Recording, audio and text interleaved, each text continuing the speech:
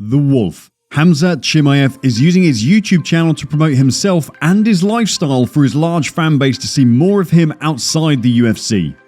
In a video he recently shared, he was going shopping for an apartment he just got, and from the conversation he was having with another man named Maggi in the car, they had invited soccer legend Cristiano Ronaldo to come watch one of his fights, after Ronaldo followed him on Instagram.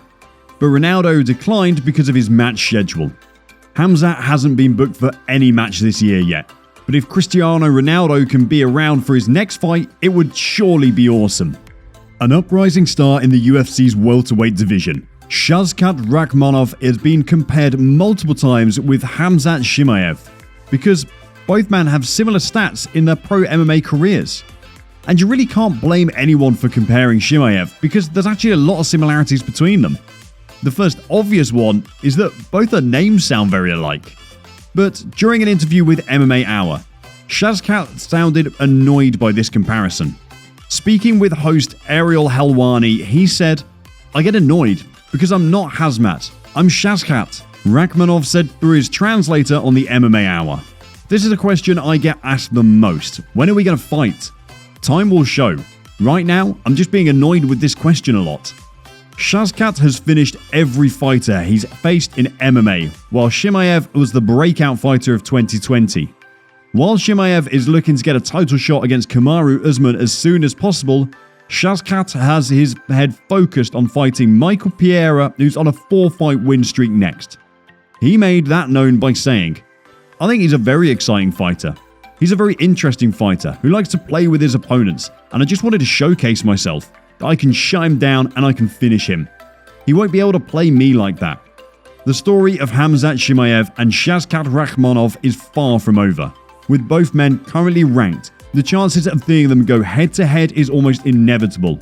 And that's the type of fight that breaks pay-per-view records and sells out an entire stadium.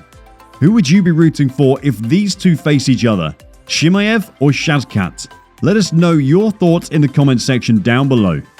Vanessa Demopoulos, who recently had the time of her life, not only in the arms of Joe Rogan, but for getting an extra $50,000 as her first performance of the night bonus at UFC 270. She went ahead to post a very beautiful selfie on her Instagram page with the caption, "Happy looks good on you." The post sent her followers into a frenzy as the comment section filled with a lot of people gushing over how good she looked, with one fan even calling her a goddess. She earned a total of $70,000 following her submission win at UFC 270 over Silvana Gomez-Juarez. Jeremy Stephens, who just signed with the PFL, expressed interest in a rematch with Anthony Pettis on a recent broadcast of the MMA Hour. Anthony Pettis defeated Jeremy Stephens via split decision at UFC 138. But unfortunately for Stephens, Pettis isn't interested in a rematch. Pettis is more concerned about facing the people he lost to. Responding to Stephens on the MMA Hour, he said, "Honestly, I want to run back the ones I lost. I want Clay Collard and Raush Manfio, but Stephens makes it fun. Stephens is one of those guys that can knock out anybody if he connects. So I think adding him to the division makes it fun. But my real focus is on the guys I lost to, Raush Manfio and Clay Collard. Those are the guys I want to see next season." Pettis was a featherweight, lightweight, and welterweight fighter who won the UFC lightweight title. Stephens, however, slipped to featherweight soon after his loss and competed there for the next 7 years. But Stephens, who wasn't ready to take no for an answer, tried trash-talking Pettis into the fight by calling him fat and out of shape because he's getting paid too much. Those words from Stephen got the attention of Pettis, who replied saying, "I think I saw some stuff on Instagram about cheeseburger cheeks, and I got paid too much or something. Whatever he wants, look at my UFC career and WEC career, and look at his career. I beat him, so of course he has to talk shh. He has to say something. I'm undefeated in rematches, so if we run it back, I'm looking forward to seeing him again. If he wants to see how these cheeseburger cheeks feel, my chin has been tested and it's proven. Top notch, baby." Before we proceed with the video, if you're a new subscriber to our channel, go comment "I subbed" in the comment section below and stand a chance to win our monthly shoutout contest.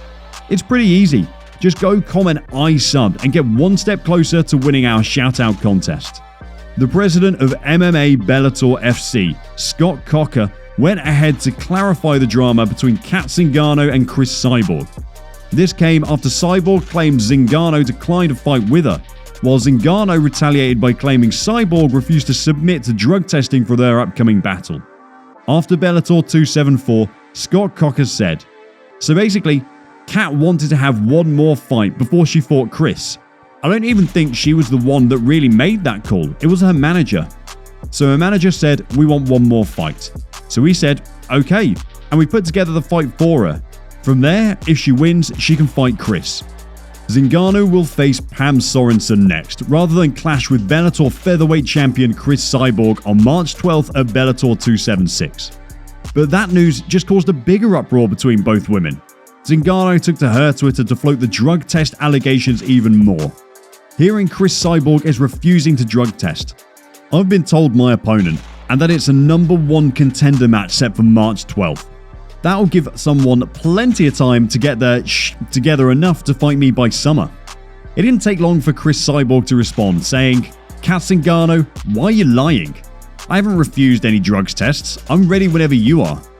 Behind the scenes, you keep saying to Bellator you need more time to prepare for me. Do you need a different opponent first? Now you go on social media with lies and smear campaigns and excuses. Sad. President Coker made it known that the fight between Zingano and Sorensen would now be a #1 contenders match. So, if Sorensen wins, she'd face Cris Cyborg for the title. Francis Ngannou, who's been having issues regarding his contract with the UFC, finally revealed via an interview on his YouTube channel what exactly the future holds for his career under the promotion. "This is something that they don't like, but I have to look after myself, try to do what's best for me. There are a lot of terms in that contract that I'd like to change. I don't like them. The fact that it's a one-way contract, I have no guarantee. In the past 2 years, they claim to provide 3 fights for their fighters every year. But in the past 2 years, I fought only twice. At this point, I know that contract pretty good. Been checking, thinking about stuff, go through, check, get lawyer advice, go through stuff, and I found nothing good for me in there." He even mentioned how he solidly agrees with Jake Paul's demands from Dana White to treat his fighters better. He made this known by saying, "I'm 100% with him for what he says. Like when he claims he's a fighter for healthcare, I'm 100% down with that. When he claims he's for fighter pay increase, I'm 1000% down for that. Fighters are not protected. Fighters are all out there on their own and nobody looks out for them. Like, I walk around the gym sometimes and you'll see a fighter. Maybe he just lost a fight, and then he's training and he'll get an injury. He'll take this injury and just hope he heals because he can't afford the treatment, knowing that he's doing this for a living. He has a contract and all that stuff. It's tough to watch that stuff and to think that it's normal. No, it's not normal. They're putting their body on the line for something, at least give them healthcare." As Ngannou recovers from surgery to repair damaged ligaments in his knee, he's likely to be out for the rest of 2022. If his dispute with the UFC continues, the heavyweight champion has stated that he's prepared to push towards becoming a free agent in 2023. Khamzat Chimaev and Darren Till were both spotted together in a recent video sparring together. Khamzat definitely wants to become the champ at 170 pounds, and with the likes of Darren Till in his camp, he's definitely going to be one step closer to achieving that. One video showed sitting down after a session, saying, "I got my kicked." It's what it's all about though, isn't it? Getting it done. Khamzat expressed that he enjoys learning from and working with the best fighters in the world. He feels as though he's always learning something new. And in regards to Darren, he said, "I'm happy he's here." If you like this video, check out this action-packed video showing on your screen right now. Thanks and bye for now.